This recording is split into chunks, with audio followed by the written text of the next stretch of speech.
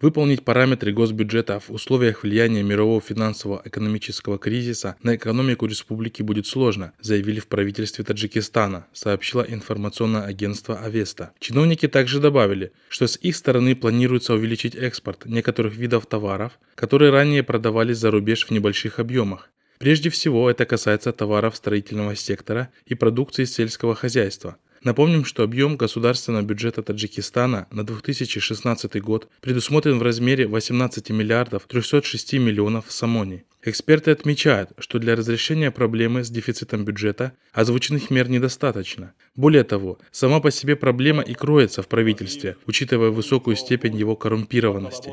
Ведь именно благодаря властимущим все основные предприятия в стране оказались в собственности иностранных компаний, а большая часть доходов от этих предприятий идут за рубеж и оседает в карманах чиновников и семьи Рахмона. По всей видимости, как обычно, основное бремя по ликвидации дефицита бюджета ляжет на плечи народа Таджикистана в виде дополнительных налоговых и таможенных сборов путем повышения различных ставок и удержаний.